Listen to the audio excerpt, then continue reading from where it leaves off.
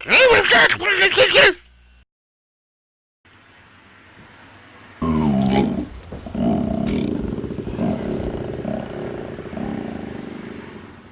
hungry.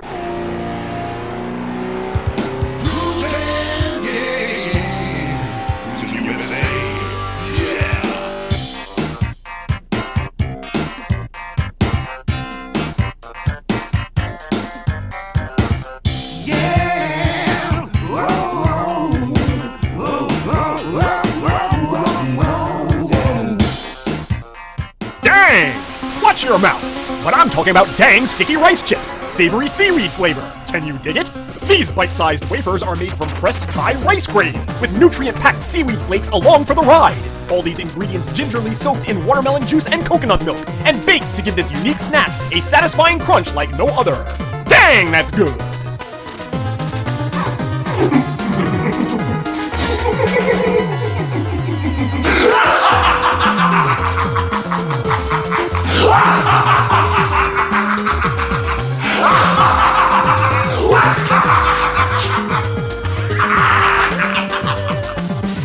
This is your good buddy Hottie Scotty Pancake 603 once again. I bet you smelled the doom in the air for me. With that phantom dog showing up week after week after week telling me my days were numbered.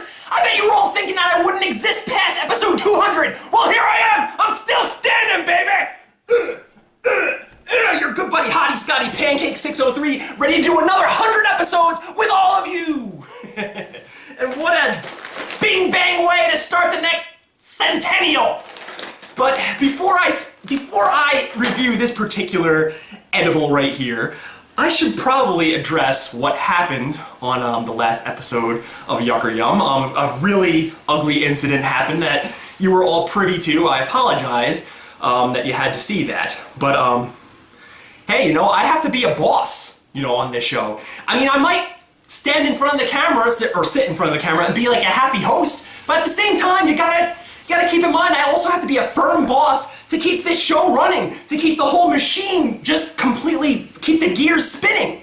So I had to do what I had to do. I was put in a really bad situation on air, which if that happened to any other host, you would have done the same thing. I mean, he was embarrassing me on my own show. He caused, I mean, just go back and think of all the times I wanted or was like wishing for that kazoo. How helpful that would have been with past episodes. But the kazoo wasn't there. He chewed it all up. Well, I found out that he was responsible. What do? You fire the guy, you know? I mean, I was really put in an awkward position, and I hope you can forgive me for that, but I'm only human, you know, and I have to do what I have to do to keep the show rolling along, and if you like the show, well then you'll probably like it without Tyrion here. As for what's going on with Tyrion and I behind the scenes, you're probably wondering about that.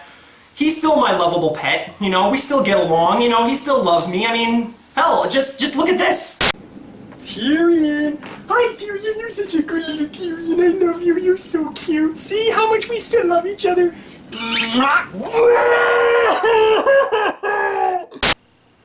Oh yeah, that did happen. Would you believe of all the takes we did, that was the best one? Well, apparently this show has absolutely no place for Tyrion anymore, so bon voyage, we wish you the best in your future endeavors. Not! And, yeah, the show's gonna keep rolling on, and you know what? I think it's time for another change, because we haven't had a change in a while, and this show must be in a constant state of change this, change that, change this, change that.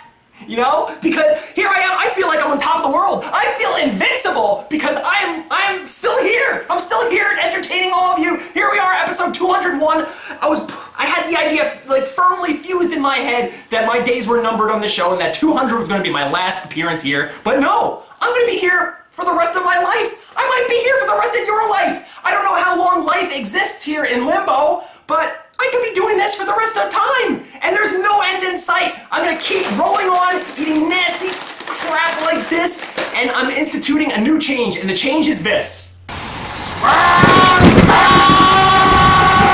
That's right, ladies and gentlemen, I am instituting cutscenes. Because all the other YouTube shows do it. I mean, why should I get in front of the camera and do one enormous diatribe with me just spur of the moment dialogue. No, doing it this way, I get to gather myself, I get to remain calm and collected for the whole thing, and I come across more professional and eloquent because I don't have to do it all in one big spiel. You see it on every YouTube channel. I mean, literally every YouTube channel does it because they're probably not professionals. Well, I'm not a professional either, so I'm gonna jump on the bandwagon and I'm gonna institute these cutscenes to make me sound more eloquent. It's gonna be a bitch and a half to edit, though. Oh well, I'll just have to deal with that as it comes. So anyway, we're looking at Dang Sticky Rice Chips, made by the Dang Company. Wow, that actually exists. Savory seaweed flavor. Seaweed! I've dealt with seaweed in the past before. I've had those weird sticky, what was it, gochujang chips or something like that. Good lord, that was quite a pull. I can't believe I remembered that! But yeah, those were nasty. They tasted all sorts of weird and strange in my mouth. They had the thing that was most remarkable about them was the texture of them. They just tasted all sorts of weird and sandy and like, they had such a weird, nasty crunch to them and it was just so bleh. But these are gonna be something completely different. I mean, these are sticky rice chips. These are like little clusters of like Rice Krispies. This is gonna have a very unique texture in my mouth. They're gonna taste almost like Rice Krispie treats, which that's a good thing. Ingredients: organic rice, palm fruit oil, cane sugar, seaweed seasoning, salt, cane sugar, sesame oil, watermelon juice, coconut milk, sesame seed, and salt. Watermelon juice? What the heck is that doing in there? Oh look, there's poems on the back of this bag. Dang's the name of our founder's mother, with her recipes like no other. Foods kept whole for a guilt-free munch. We've raised the bar on the perfect crunch. A straight snackvention, a flavor ascension, delightful morsels that defy convention. Share with friends, you definitely should. Guaranteed they'll shout, dang, that's good. So anyway, I'm gonna open this up.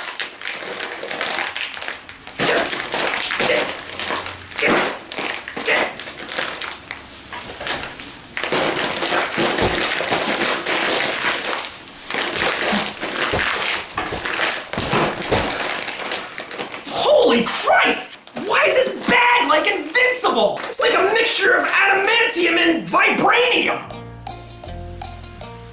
Pink dope read.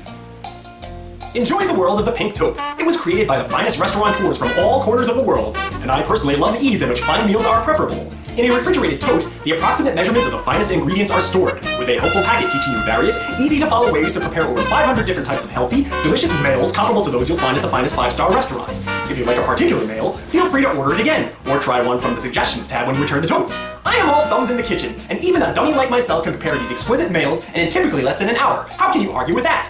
This week's menu includes spicy beef and gnocchi with Parmesan cheese and zucchini. Gnocchi? Seared salmon over farro with dates, zucchini, and garlic labna. Labna? Pork chorizo burgers with fig, mayo, and roasted peppers. Rob, it's got a squeeze box. Break out the chorizo tonight. The Upside Down Man Special. Chicken and brown rice bowl with marinated vegetables and sambal sauce. Sambal sauce? What is a sambal? Is that like one of those things that the drummers like crash together? So, what are you waiting for? Shop online at www.therealpinktaupe.com and start making healthier choices today. Well, let me take a whiff. We'll see what the nose thinks. Smells very dry. Smells like absolutely nothing. It smells like I'm taking a whiff of a bag full of unflavored styrofoam chips. We'll take one out of the bag and we'll see what they look like. Oh, they almost look like honeycombs. Like, you know, honeycomb cereal with a bunch of like different flecks on here, all sorts of different black flecks. What the heck are these black flecks? That probably is the seaweed seasoning. That kind of scares me. I mean, but then again, if the seaweed seasoning, if that's all it is, that these tiny, tiny little flecks, this will probably taste really good.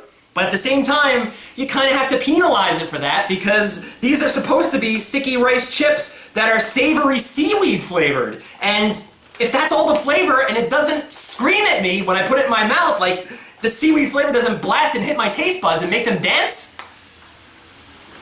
it's gonna be a failure. But let me pop this thing in my mouth and I'll let you know what I think. Replay!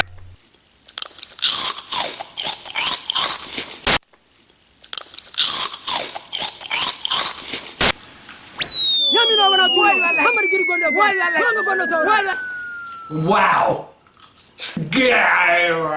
It tastes like the ocean. It tastes like so many things I've had for this show, and I feel like I just say the same things over and over and over again. It tastes like so many other things that I've had on this show. It tastes so fishy. And I don't understand why, because it's not fish, it's seaweed. It's something that's adjacent to the fish. The texture is actually really good. It really does feel familiar in my mouth, but I can't think of what it possibly resembles. Oh yeah, that's right, I have smash cuts now. I can just smash cut and tell you what it reminds me of. If you get those really big croutons, like you make stuffing out of, and you eat them like before you cook them, that's kind of what it tastes like. It's got that unique crunch to it. The more I eat them, the more that fish taste kind of goes away, which that's a good thing. It's like so many things that if the taste is going to hit you, it's going to be really, really disgusting in the beginning. But the more you eat it, the more you get used to it. I think, once you get over that initial shock of it, it tastes pretty good. But that shock is going to chase you away. Like, you're going to have one year like, oh no, dang, I'm going to stay away from this. No, you have to endure that first shot and keep plowing them down your gullet. It's almost like a homework assignment. It's like when you drink your first beer, your first Gatorade, your first coffee. For me, it's like when I ate my first taco. In the beginning, I didn't like tacos. I wasn't a big fan of chili. I thought they tasted like chili, and yeah, I was kind of like steered away from it. But the more I ate them, the more I fell in love with them, and now forget about it. I'm a garbone when it comes to tacos. So yeah, this has got a really unique taste, but you really have to get over that initial fishy flavor in your mouth. This should have instructions on the back of the bag telling you what to do. It should warn you. There should be a big red warning label on this package.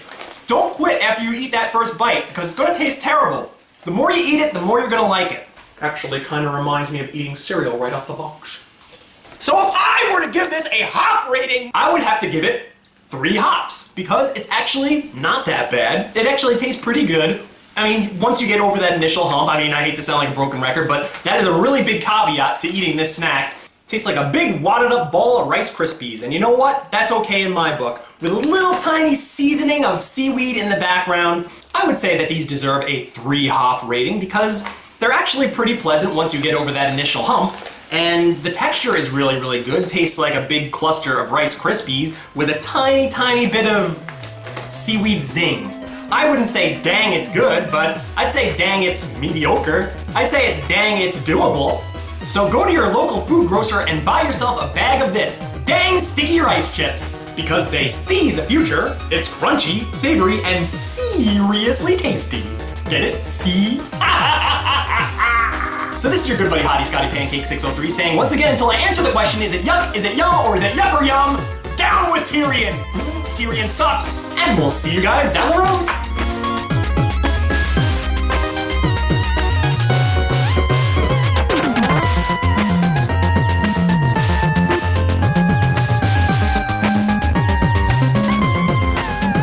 This circus is in town, and I've got me a front row ticket. Who cares if they abuse the animals, right? After all, animals are on the planet for the purpose of abusing.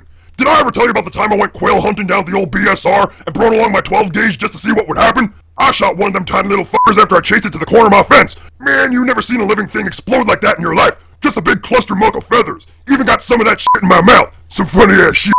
When I go to the circus and see the lion tamers, man, I wish I were in that cage with them. They treat those animals with kid gloves, if you ask me. Damn lion would sass at me. Shit, son, it'd be a second before I took that beast's lights out. Wham! Kick to the groin, and bam! Stone Cold Stunner. Everybody be on their feet cheering old Stone Cold. Damn lion couldn't lace Steen Aston's boots. That's the problem with the circus. They don't let you bring in a hunting rifle. Man, I always wanted to bag me a lion, but I tried to get in through one of them metal detector gimmicks, and the damn thing started beeping. I got out of Dodge before those Nancy boy security jabronis put their hands all over me. You know what else they have at the circus? Clowns. Every clown who's worth a damn came through Ringling Brothers. For example, Doink. What? Ronald McDonald. What? Pennywise. What? Homie. What? Doink again. What? Shaggy Two Dope. What? Clarabelle. What? Krusty. What? Doink again. What? Bozo. What? The Joker. What? Quackerjack. What? Yucko. What? Scuzzo. What? Shakes. What? Doink again. What? Doink's my favorite. What? He was a friend of mine. What? Matt Osborne. What? Rest in peace, my friend.